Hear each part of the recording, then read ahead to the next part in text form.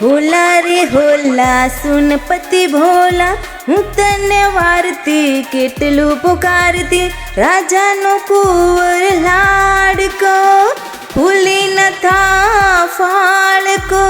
હોલી રે હોલી ચિંતા કરમાં ભૂલી, તું ઘરે જાને છોકરા સંભાળને. હોલાને એક હતો હોલો અને એક હતી હોલી. હોલો રોજ રાજાને ઘેર ચણવા જાય.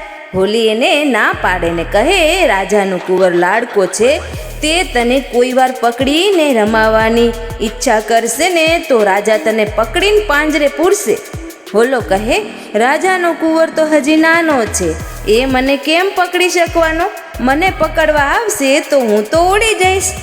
એક વખતની વાત છે, હોલો તો રાજાના ઘેર ચણવા જાય છે.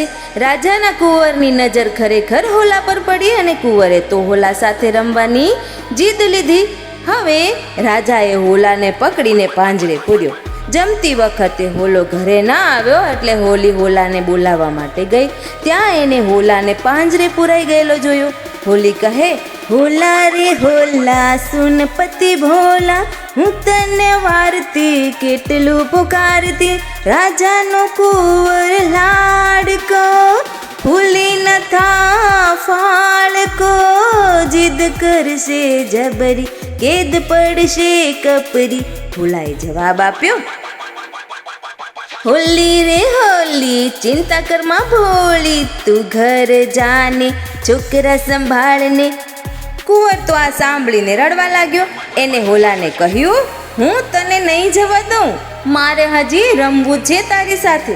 હવે થોડી વાર થઈ પણ હોલો ઘરે ન આવ્યો એટલે હોલી પાછી હોલાને બોલાવવા આવી અને ફરીથી બોલી, होला રે होला સુન પતિ ભોલા, હું તને વારતી કેટલું પુકારતી, રાજાનો કુંવર લાડકો, ભૂલીને ન થા ફાળકો. જીદ કરશે જબરી, કેદ પડશે કપરી.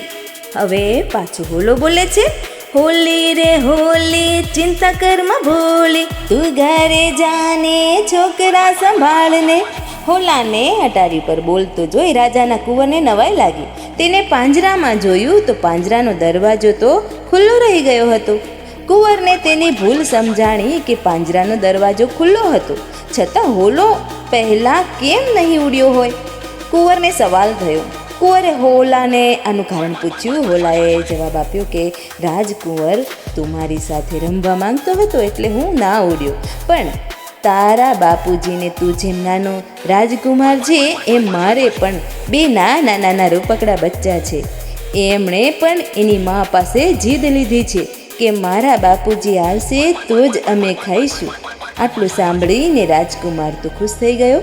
તેને હોલાને કહ્યું, હોલાભાઈ, તમે તમારા નાના બચ્ચાને મારી સાથે રમવા મોકલો, હું પણ તમને જવા દઈશ, અને જો તમારા બચ્ચા મારી સાથે રમવા રોજ આવશે તો હું બધાને કાયમ જમાડીશ. હોલાએ રાજકુંવરને વચન આપતા કહ્યું કે હું કાલે મારા બચ્ચાને જરૂરથી રમવા માટે મોકલીશ. આ સાંભળીને રાજકુમાર ખુશ થઈ ગયો, રાજીનો રેડ થઈ ગયો.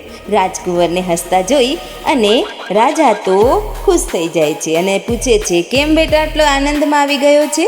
ત્યારે રાજકુંવર કહે છે, હવે હું હોલાભાઈના બચ્ચા સાથે રમીશ.